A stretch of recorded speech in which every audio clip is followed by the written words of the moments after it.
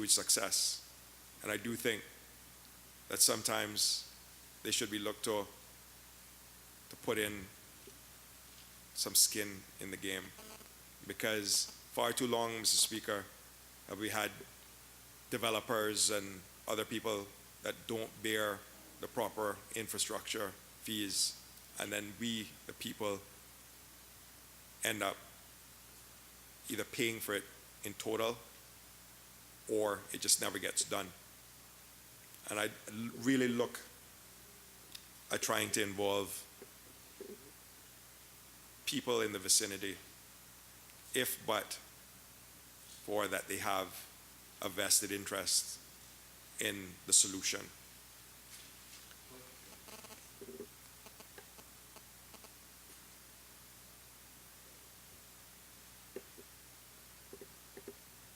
Mr. Speaker, I am not picking on the Minister of Health. I assure him and you. And again, I've had some discussions with him and the wider government about the hospital.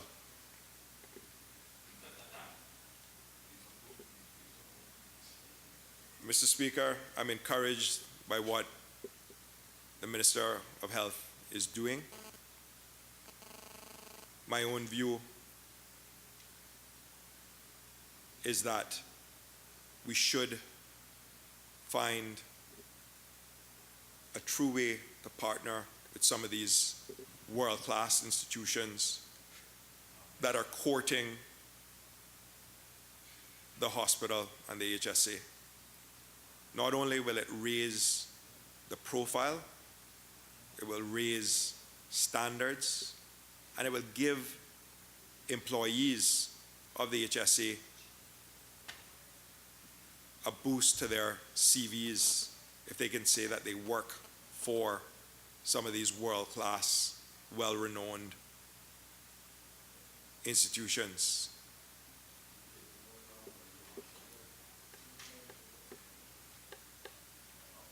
We, again, have to look at those PPPs, I think, to get us down the road, because it will reduce cost, it will increase the level of health care, and we can better our people. And again, Mr. Speaker, that is what this should all be about. How do we better our people? How do we better our country? Mr. Speaker, I won't press on the minister anymore. I'll move on to education. I'm ultimately involved in whatever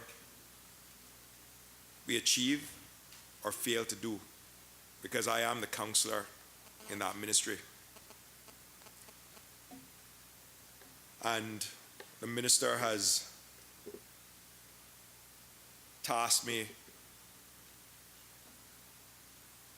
with holding the reins of education sometimes when she's absent. And I'd like to publicly thank her for giving me that opportunity. But again, it comes with an awesome responsibility. And I, for one, Mr. Speaker, didn't get into this job because I wanted to shy away from responsibility or because I wanted to be a wallflower.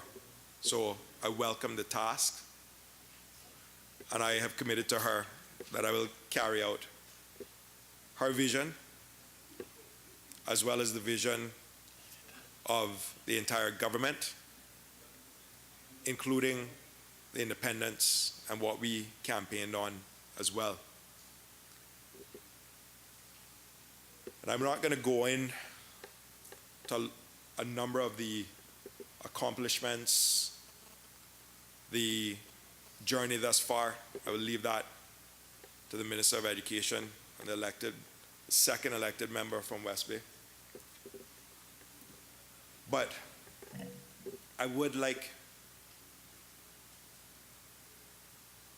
to say that we haven't been standing idly by or twiddling our thumbs, as one of our great fans likes to say on every radio broadcast on the island, it seems.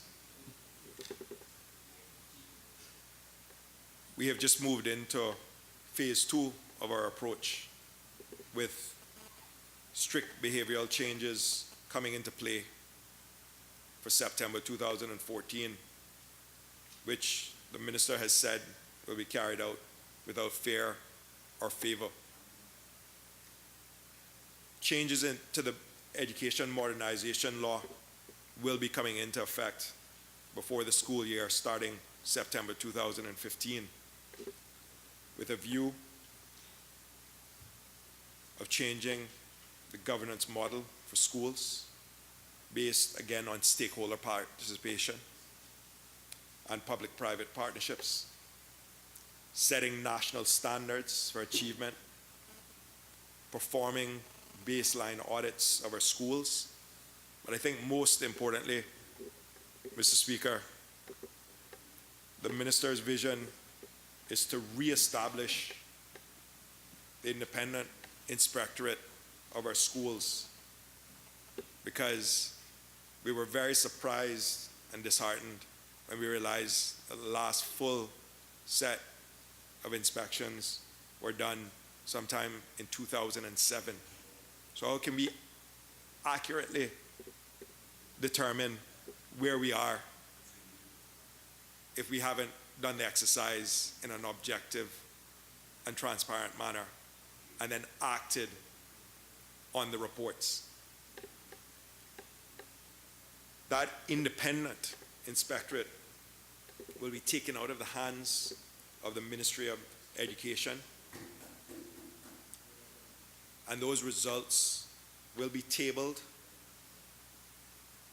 in this honorable House, and inspections of schools done on a routine basis so that everyone can see exactly where we are and where improvements need to come.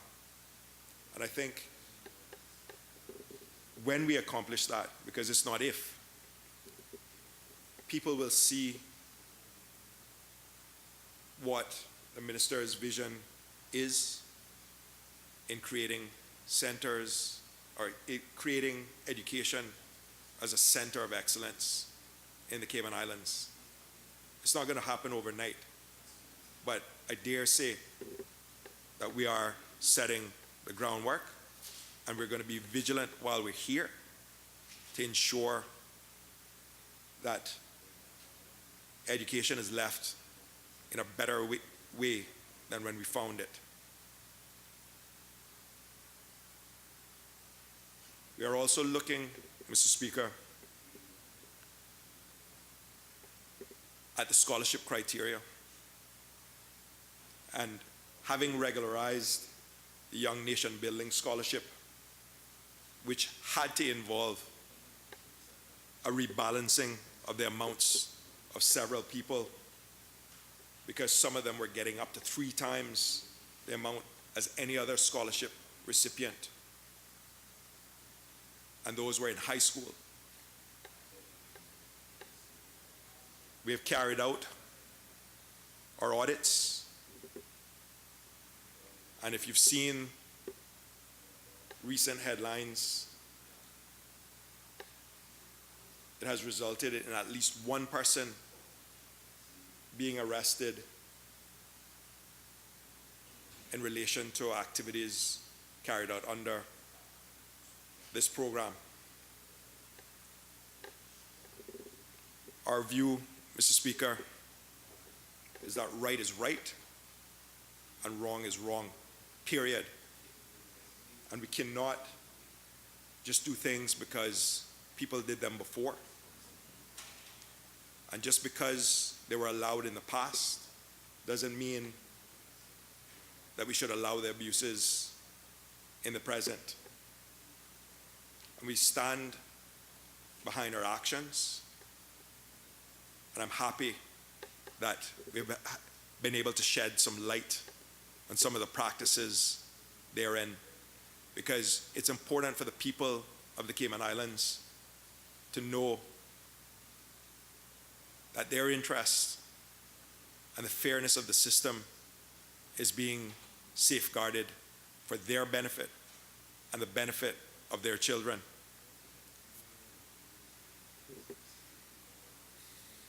With proper systems in place, Mr. Speaker, more Caymanians will have opportunities to reach their educational dreams, knowing that it's not who they know that will get them there, but what they know, what they do throughout their school existence. Mr. Speaker, I only hope that all our efforts don't go to naught, because part of this process, and the part that a number of people fail to realize, is that it starts in the home. And it's in the home where the respect for education, where the respect for teachers, where you're seeing education for what it is, which is that key to success that parents need to push from an early age. There shouldn't be any question in a child's mind about coming out of school at 16 to go into the workforce. That should be just another step along the way, either to getting some sort of tertiary academic qualifications and possibly more, or bettering themselves in a technical or vocational field. Because that is the other step as well, Mr. Speaker, that successive governments have failed to do. Not all of our children are academically inclined. No one can tell me any different. No technocrat, no novel, no book, no report, nothing can tell me that we should put someone through a system knowing that they are probably going to fail, where they have other talents that we can harness, polish, and get them ready for a functional life in society. And I think that's where we have to have those two forks in the road, one for the academic and one for the technical and vocational. Because if we put someone through the wrong one and we don't give them options to choose which one would be better for them, then we're going to only serve half of their best interests.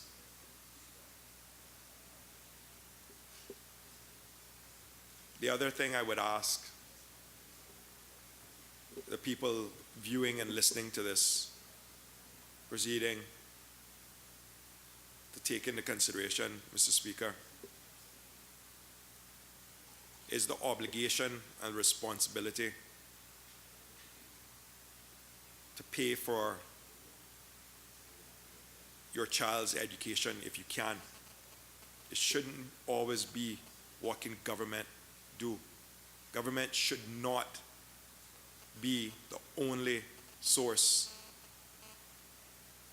for an education. We need to encourage parents to think about, when they're having kids, what the long-term cost of those kids are. And one of those costs is a cost of tertiary education. So I would challenge those parents listening that when you have your kids, you think it through. Anybody can make a baby. To support, to foster, to encourage, you need to do your part as well It's not just the government's responsibility. 18 years comes very quickly. Mr. Speaker, we have begun that fight for the trade and vocational programs, and I will leave it to the minister to speak a bit more on that, but suffice it to say that we don't want to just give it lip service, that by the end of this campaign or term, it should be going in the right direction. Because again, given our budget constraints, financial constraints, it's not all going to be bricks and mortar, but there will be a push for apprenticeships and other things that will try to encourage businesses to take on those children that are so inclined and to polish them with a view, I think, in the long term to actually doing some more practical work. And that's not to say that we're not doing some of it in the schools, but it has to be a clear and defined path, I think. It'd be remiss of me, Mr. Speaker, not to talk about the Caymanian teachers that are in the system and how we have to support them. We all know that teachers can have a disproportionately positive or negative effect on our children. We also know that we can't produce enough teachers to fill our schools from these shores. The goal has to be to try to attract the best teachers we possibly can from around the world. But at the same time, we have to look at our own Caymanian teachers and facilitate their journey in education to try to get them proper resources, proper salaries, proper support. Because this will encourage those coming behind them. And the ones that we have in the system, we need to encourage them to go further and to be the best that they can be, because they are the overseers of our children for up to 8 hours a day. Mr. Speaker, if there's one thing that I'd like to accomplish in education, it is how to best support and encourage our Caymanian teachers before this is all said and done.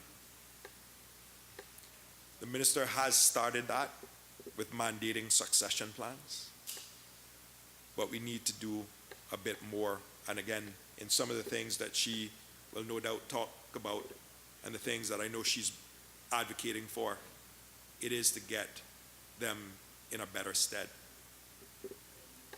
That also starts with communication by those teachers as to what some of the issues are. And that is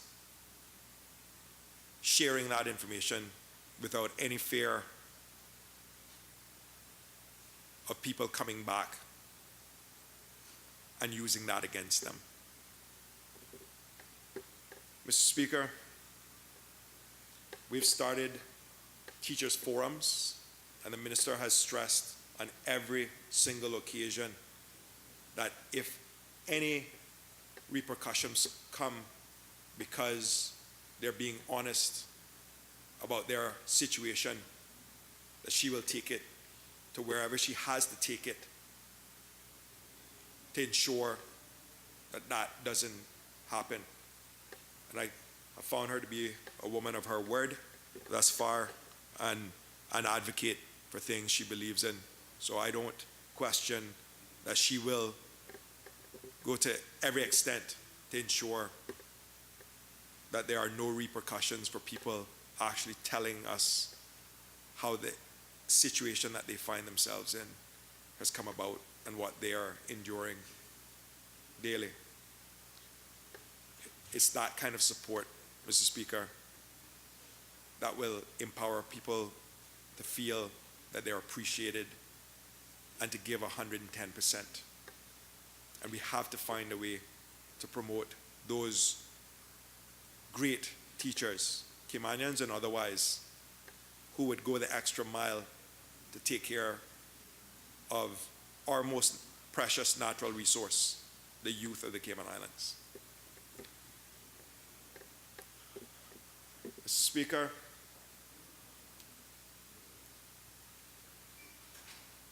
the promises I gave during the election campaign are very important to me.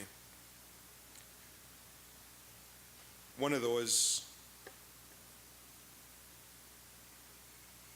was and remains the one man, one vote. And a second one is the whistleblower legislation.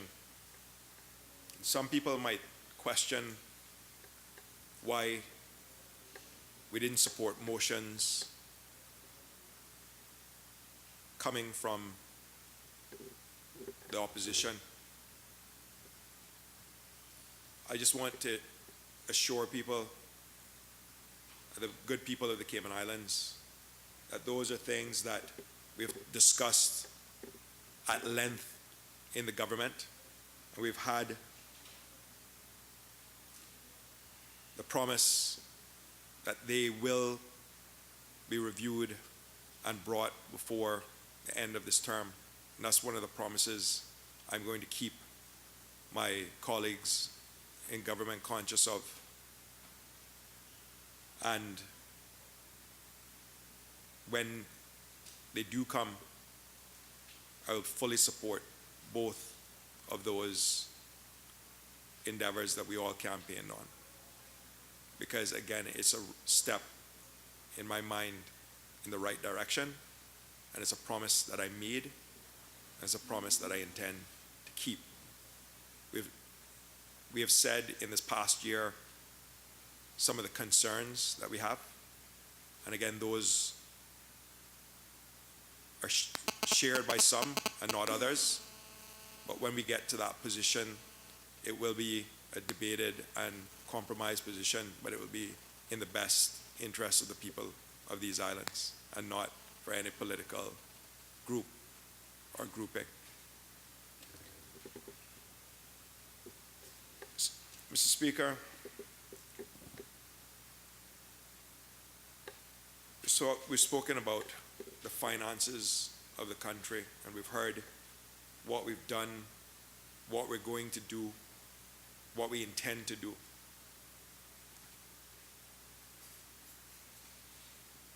Mr. Speaker, one of those things that we need to look at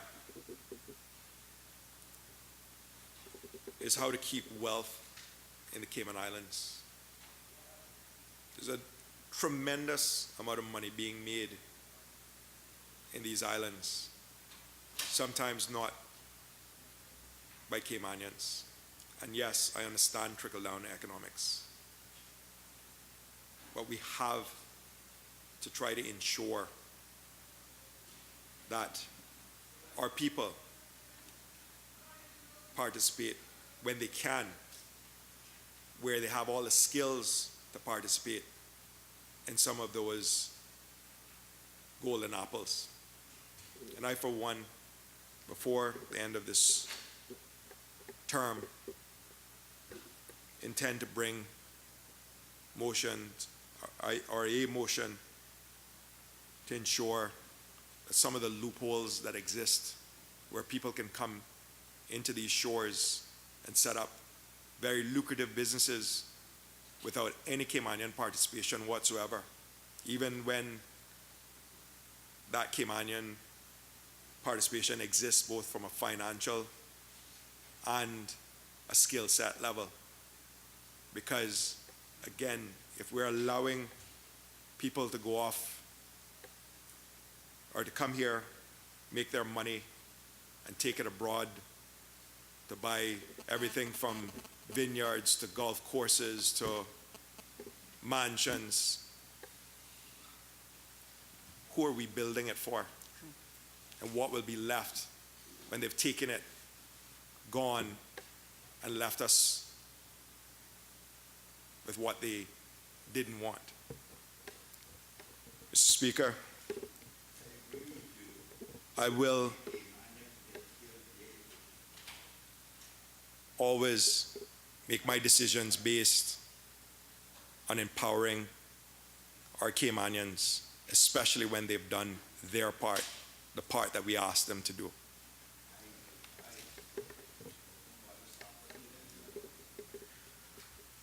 Mr. Speaker, I mentioned that the accreditation plan is something that we as a government are looking at. And I'm happy that we're looking at immigration. We have to simplify our immigration process and policies. We have to also, I believe, take work permits and the labor-related side of things outside of the immigration department. Immigration should be border control. Let the workforce agencies, or whatever we end up calling it, handle and facilitate business in Cayman. They're best suited for it if given the proper resources. I'm proud that this government has sought to look at ways to facilitate large conferences, large businesses coming to these islands, and the 6th elected member from Georgetown and myself have been tasked with the work to look at some of those ways to accommodate that and to impress upon the front line what it means to be courteous, what it means to go the extra mile, because that in itself could be a huge determining factor on whether business comes to the island or it leaves before it even got here.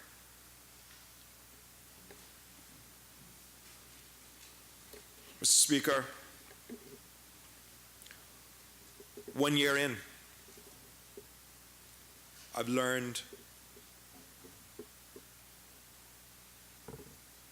the results of bad governance. I've seen where bad policy decisions result in huge costs for the government and for this country. And I don't need to go into a number of them. We've seen the headlines of rash decisions, people sitting and doing nothing for years and then collecting huge paychecks at the end of it. That's what bad governance results in. It's also a sign and a constant reminder that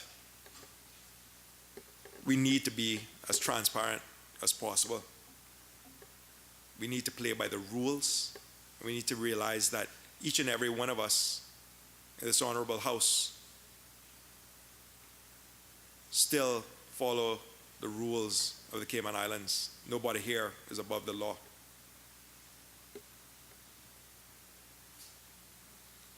Bad and irrational decisions cost taxpayers money. And when we take those funds away, we see the things like water lines, we see people that are being evicted from homes, we see a number of ills that possibly could have been avoided if we had the funds that were then now put to cover up some of those bad decisions in the proper places.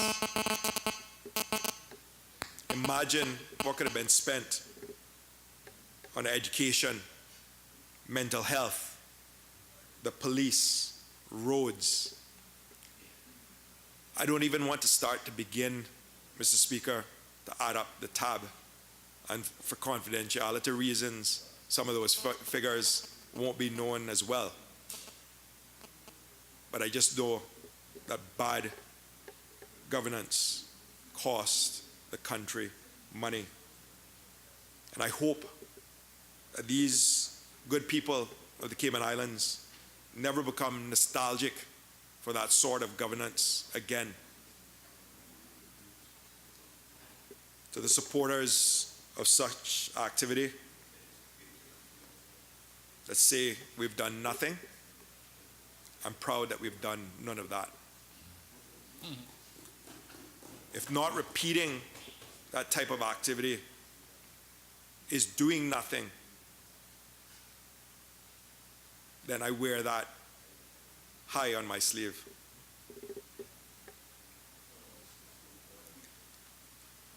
Cayman, we need to wake up. We have lots of work to do. These issues weren't created overnight, and it can't be solved overnight. But I do think that we are going in the right direction, Mr. Speaker.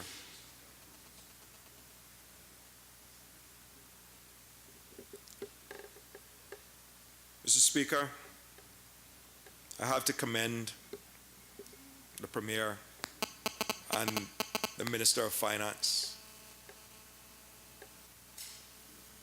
They're kept busy, they're kept under the gun. But when I looked at the budget, and there are areas that I may have pushed in another way, but overall, with them, the civil service, the input of the other ministers and the backbench, I am truly proud of what we have produced in this House for the next financial year, because it shows that with the proper people in place, good things can happen.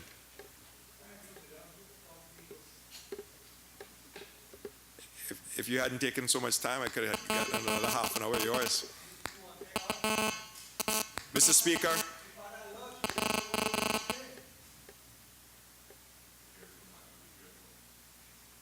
I'm proud that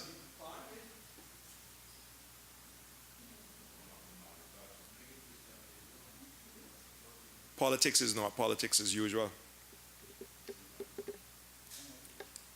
I think that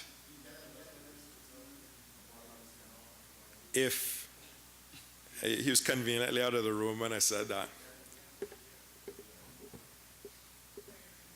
I got into politics, Mr. Speaker, not for any fortunes, but to do a job, because I saw that the people that came before hadn't done their job. I think that at the end of the day, whatever we accomplish, we should be proud of.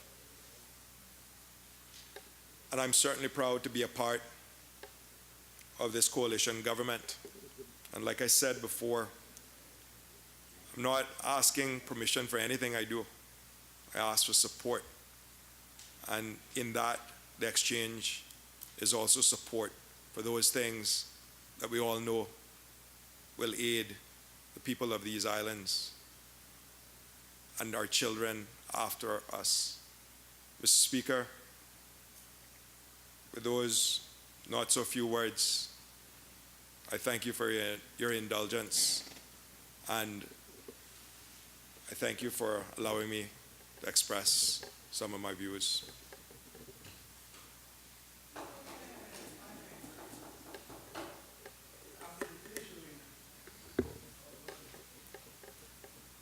I know you were listening outside. Does any other member wish to speak?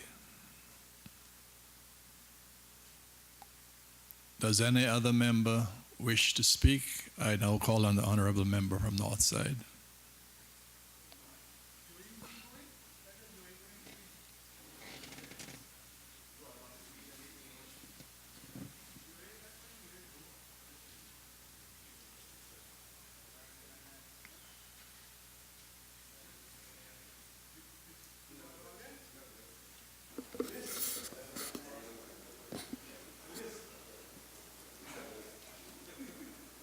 Your part of whip only applies to you, you know.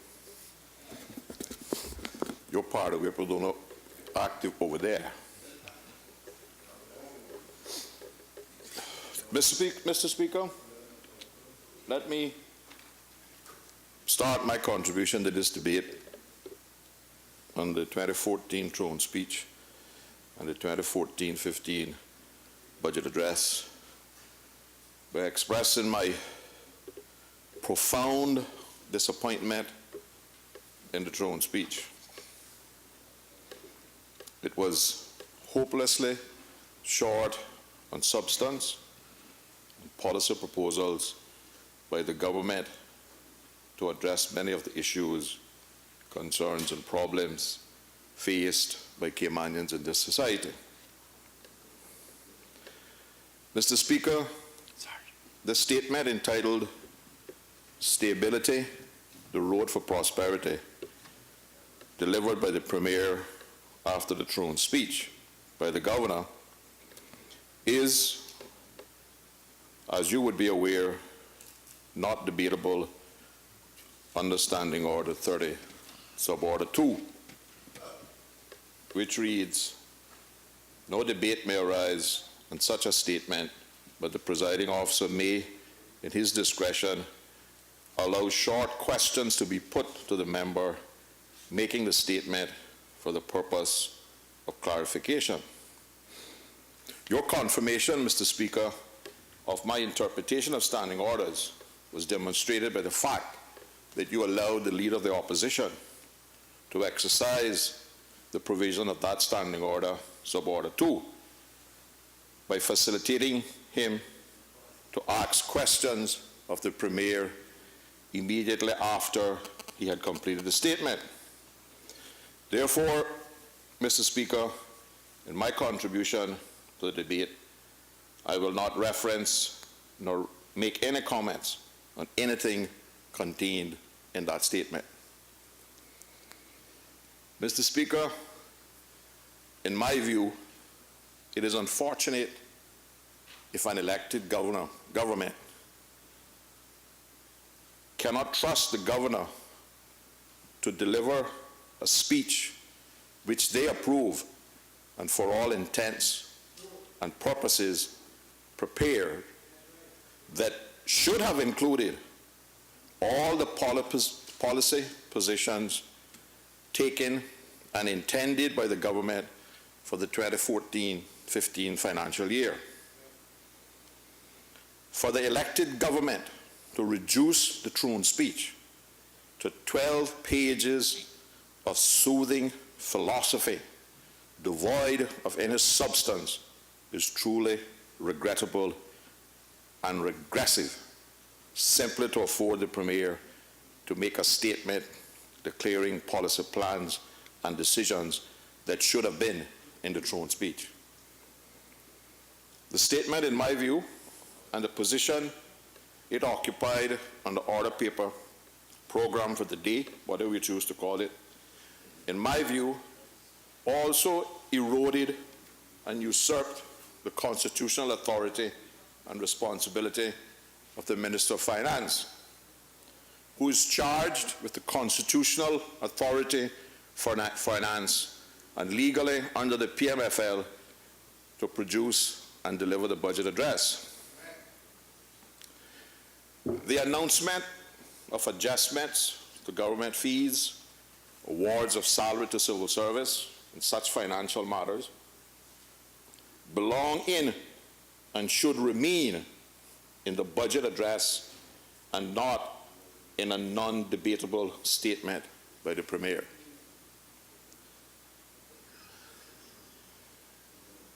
Mr. Speaker, far too often during the last year, I have sat in this House and smiled inwardly as I recalled the PPM's opposition and my opposition to the 2009-13 government, to the UDP's bending of the rules, including the Constitution, to to achieve their goals, and now they find great comfort and solace and justification in continuing to bend the rules and the Constitution on the fact that the UDP did it.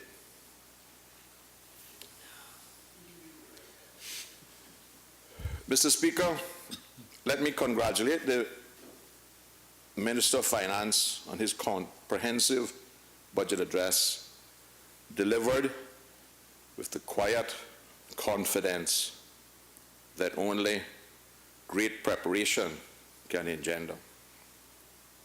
Even though most of his thunder had been stolen by the Premier in his statement.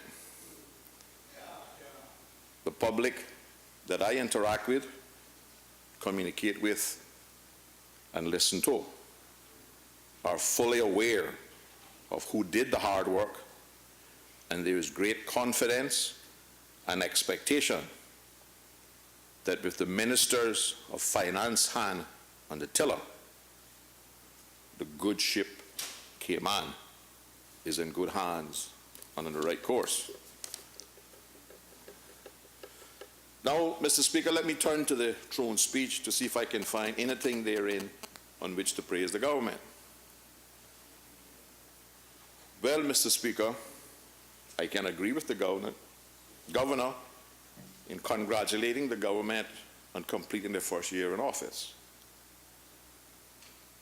I can also agree and congratulate them on their notable achievements of the passage of the National Conservation Law and the Standards in Public Life Law, but I anxiously await the Cabinet order bringing these two pieces of legislation into effect. The effect of what we did here 4, 5, 6 months ago is nil, void. Nothing has happened until the Cabinet issues the order bringing the legislation into effect. And I am perplexed, concerned that that order has not yet been issued by Cabinet on either of those two important pieces of legislation. Because it should not be sufficient on our part to congratulate ourselves to having passed it into law here and to sit idle by while time passes on and the laws are not into effect. So they really are of no consequences.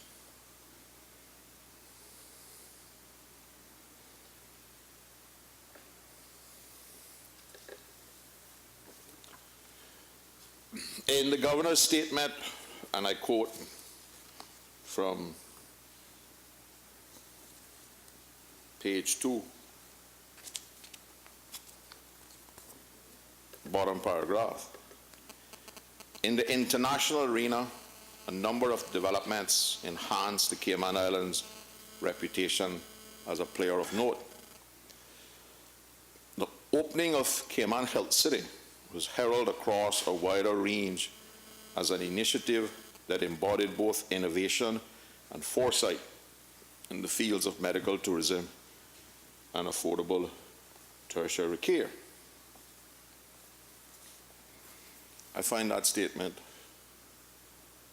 hard to accept, Mr. Speaker, because one of the first and most damaging things I believe this country has ever done was to lower the standards of registration for healthcare professionals to allow that institution to be set up in the first place.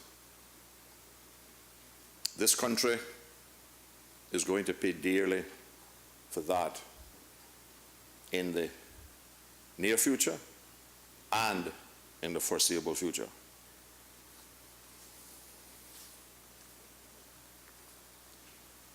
Mr. Speaker, in the last several days, the EIU brought to my attention some of the fee structure that these people intend to put in place or have put in place in that institution.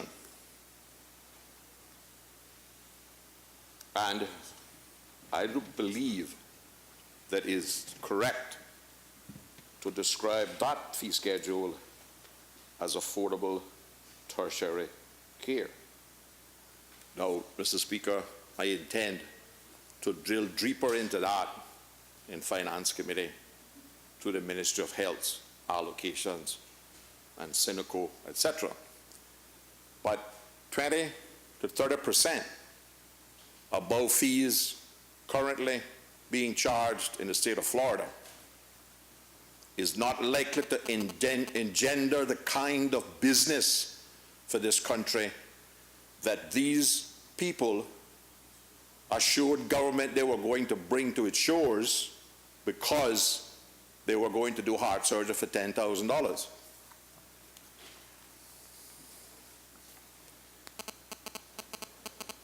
And Mr. Speaker, I trust that the government, and in particular Synoco, is not going to be nudged or cajoled into signing any contracts at those rates simply to buy local, or simply because my recollection of the numbers that were tabled in this House 4 months after opening, there should be hundreds, if not thousands, of patients have already gone through that institution and spent money in the Cayman Islands.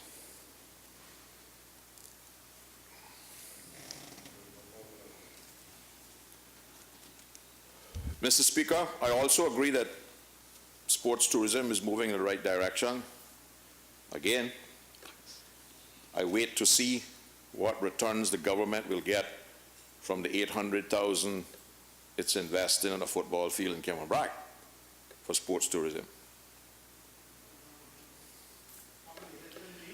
I also, Mr. Speaker, support the Premier and other ministers traveling to promote, defend, and enhance the international image of Cayman.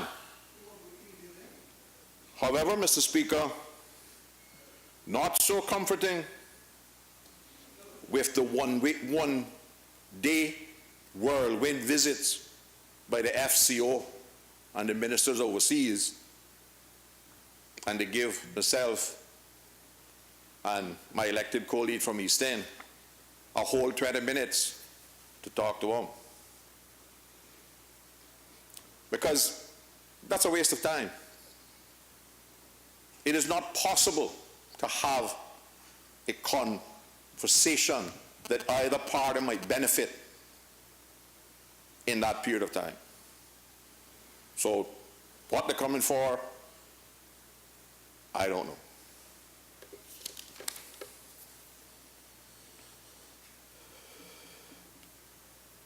Mr. Speaker, I'm also glad that the governor recognizes and thinks that Caymanians are becoming more cautious. I believe Caymanians have good reason to become more cautious with what's transpired in this country over the last decade and looks like to be continued into the next decade. And Mr. Speaker, for the governor to come here and remind us as elected representatives of the need for good governance and transparency to keep the trust and to develop the trust of the people that we represent, while employing every legal and administrative tool, and I might add, at great expense to the very people we represent. To maintain the absolute opaqueness, ultimate secrecy, and titanium quality lid on Operation Tempura.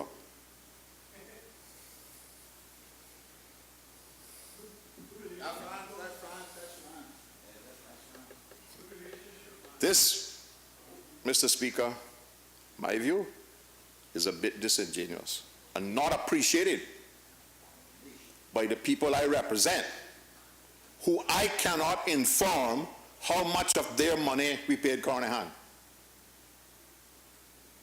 Because they regard it as part of my responsibility, their representative, to find out and let them know. Because their position is, it's their money that the cabinet and the governor is spending, and we should know.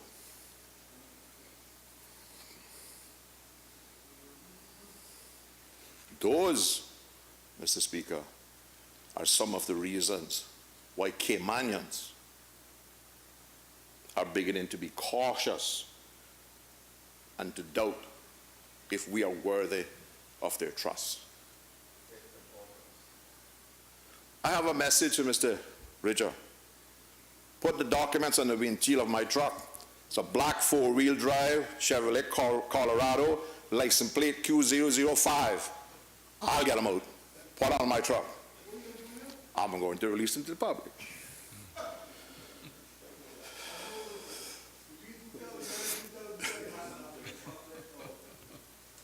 Now, Mr. Speaker, the philosophical, and I say philosophical because there are no facts or statistics to support the statements in the throne speech. None. The present year has seen the establishment of a strong foundation for our economy.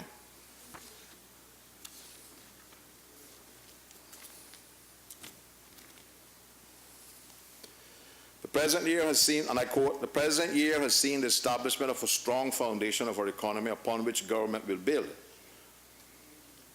It has already initiated a number of key projects and will move forward with plans for the new airport and cruise berths, as well as with needed road improvements. Now, Mr. Speaker, I believe we built that foundation a long time ago. You know.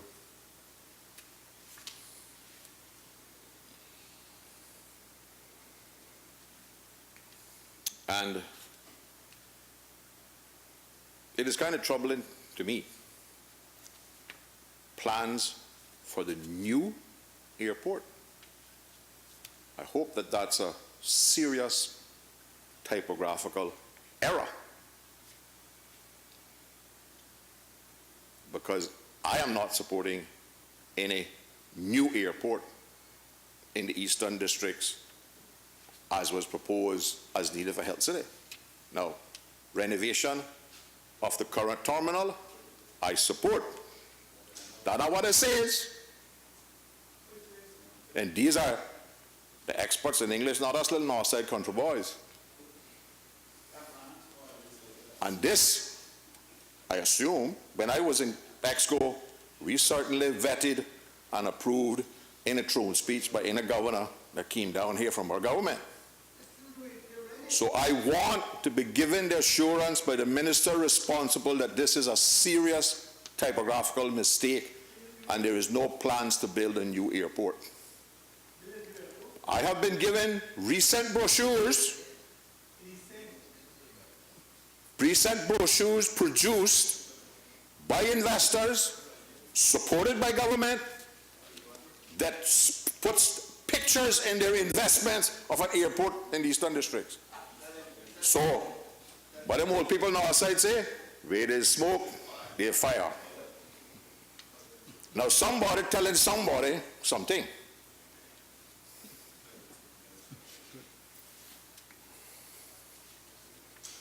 And, Madam Speaker, when it comes to plans for the renovation of the airport, this country is with renovation plans like that good gentleman in West Bay told the planning board department when they went down and told him he needed some plans for his house. He said, plans? Plans? I got plans all my life. What I need is a house. I'm building a house. Get off my property. We have had plenty of plans to renovate this airport. But for some strange reason, I was a member of the board 2003, 2004, with the big transition of the separation of civil aviation from the airport. And we had completed plans, estimated to cost, I think it was around about $40 million, to completely renovate the airport terminal, keeping all of the departures upstairs and all the arrivals downstairs on the existing footprint. So, and I'm not one of those that believes that extending the runway is going to guarantee any long-haul flights in any great numbers or any great numbers in additional tourists. Ask Turks Island. I think they just had somebody help them spend a couple of $100 million down there, extend their runways to 747, and what it is about 2 years, and they haven't had the first flight yet. This country cannot afford this kind of expenditure, and it is unnecessary. Of course, if you talk to the pilots, there's no pilot in the world who wouldn't like a longer runway. But does he really need one? With the improvements in aircraft technology, takeoff and landing distances being reduced, do we really need to extend the runway? One of the things that we need to do is to move general aviation to the eastern end of the property so that we can expand the facilities for general aviation, because it's a good source of money. But again, what confuses me, Madam Speaker, is, and the governor mentions it in the back of her speech, this rationalization, nice new buzzword. We've been through about 6 of them so far, just in the term I've been here in the last 4 years. One of the things that is going to be rationalized has to be the privatization of the airport. And if you're going to privatize it, why is the government getting ready to spend a couple $1 million on it?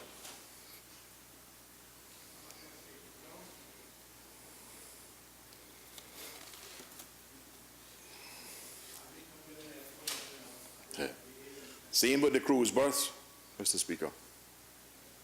I remain to be convinced that putting $300+ million in docks in Georgetown is going to give us a great increase in number of tourists, cruise ship tourists, or ain't a great increase in the individual spend. Them rednecks have so much to spend, that's it. Or is it going to increase the time that they spend in Cayman? I come from a maritime family, Mr. Speaker, as you know. All of my maritime people tell me that the departure time from Cayman for a cruise ship has very little to do with what's happening in Cayman. It is related to the ETA, estimated time of arrival in Cancun, or estimated time of arrival in Ocho-Rios or Falmouth, Jamaica. They can't leave here after 3 o'clock in the evening and be in Cancun 8 o'clock the next morning. If they stay here till 6 o'clock, they're not going to get Cancun till 12 o'clock in the day. And they're not going to do that to their clientele because they've lost a half a day in Mexico. The good Lord put us in the right place. Overnight sail from Jamaica, overnight sail from Mexico. They have to stop here. We're the most popular on their route. I picked up 2 friends of mine, originally from Jamaica and Australia, last week. They came in on a cruise ship. This is the only place that they felt welcome. They went to the fancy new port in Falmouth. The gentleman is a Jamaican. He went into a fenced-in compound, and they were very reluctant to let him out of it, although he was Jamaican. He went into Cancun, and he went through floor, up 1 stairs, down 1 stairs, down through 1 building, up through another building, all past shops owned by the cruise ship industry. Came to Cayman. He got in a rickety boat, He came shore, and he was free to do what he wanted to do. To him, that was the ultimate experience. But somehow, somebody has convinced us that we must have piers in Georgetown. Yet, we're told here that cruise ship passengers are increasing under this government. We don't have no piers, though, no.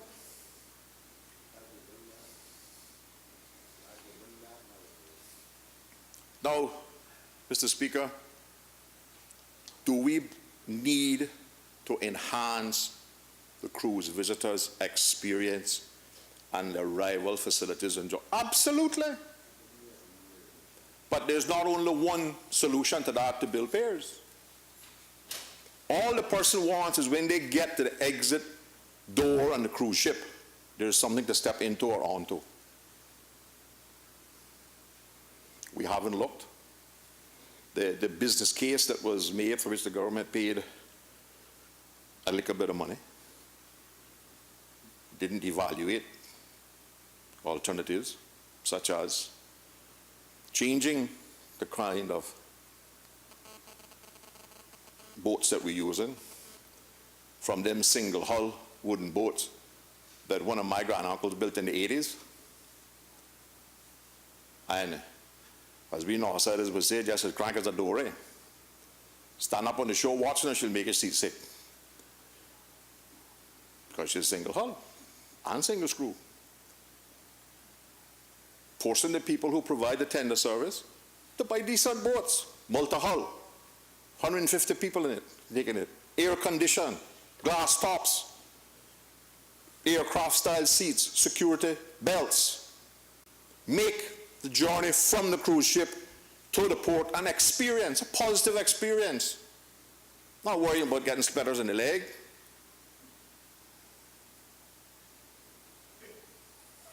And have plenty of them. Don't just allow them to have three. So you got to wait for one to leave. One don't leave shore until one leave the boat side. So you got to wait that period for them to come back and forth. Have 10, 15, 20 of them. Bow to stern. Almost like a conveyor belt. They're making good money out of it, you know. Numbers we've been showed here is what, $4.50, $5 per passenger? Whether they get in the boat or not.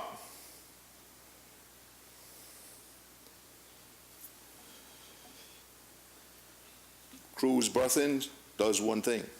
It gives the cruise industry greater control and a greater portion of the money that is spent in the country. They're not going to stay overnight. That adds a whole day to the itinerary. And most of the people they're bringing now can hardly afford to pay the paying. But the interesting thing, Mr. Speaker, you know, is if you look at the announcements from the industry, when we want to build the cruise ports, they're spending $100 odd. When we want to do something else, the spend is only $60.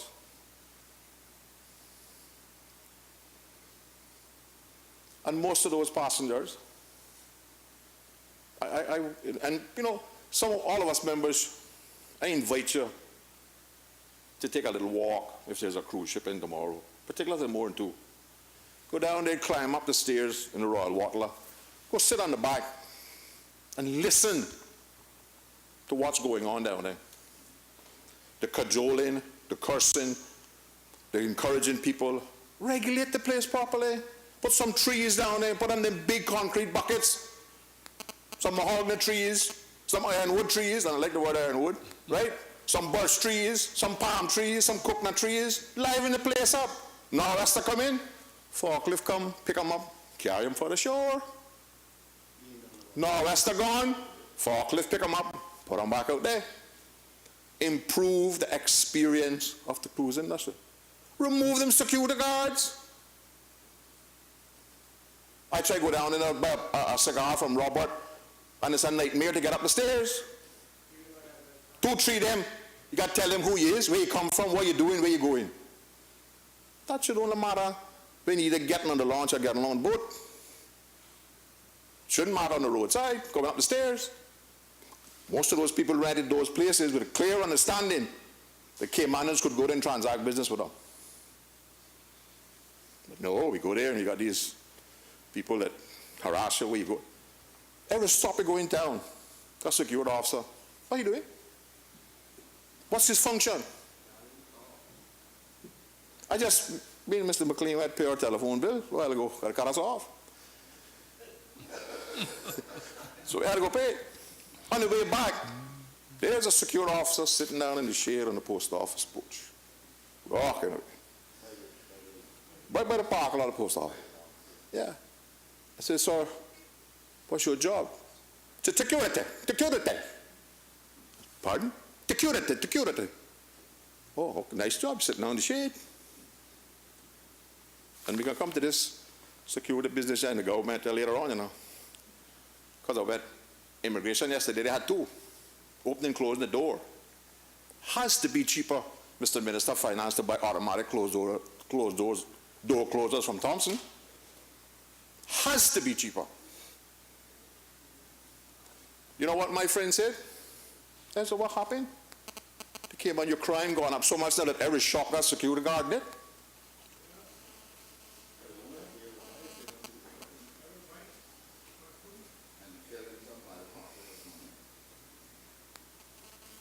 But you see, we create these images and we don't look at the consequences. We have always sold Cayman being crime-free, stability. But when you get off the cruise ship, there's all these security people around. Every door you go into, there's a security officer opening and closing the door for you. You know why they're at the door?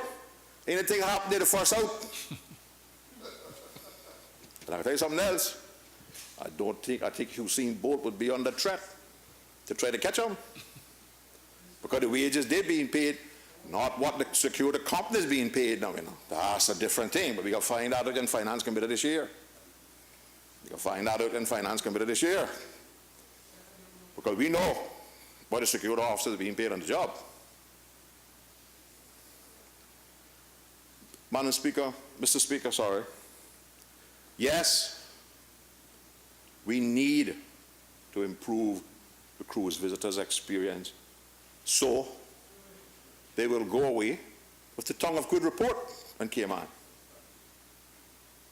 And they will tell their friends, and their friends will want to come.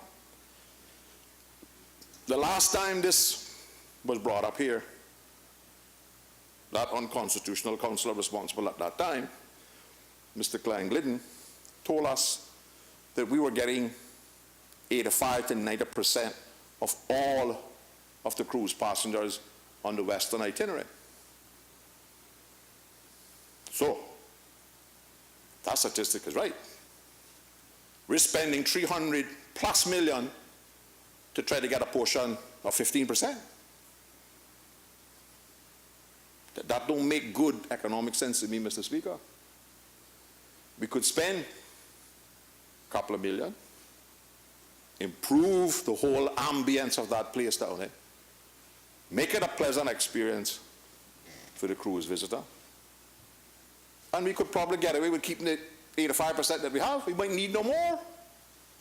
But if you spend 300 million, did the, 18 million that we spent on the Royal Watler addition to the cruise terminal dramatically increase the tourism? No, it provided a better experience for the people.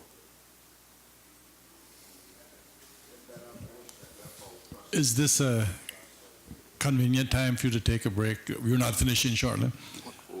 Oh, no, It is, sorry to inform you, Mr. we have now Speaker. reached the hour of 4:30 p.m. and I understand we will be going until 7 p.m. I now call on the Deputy Premier for motion to suspend Standing Order 10-2. Adjournment.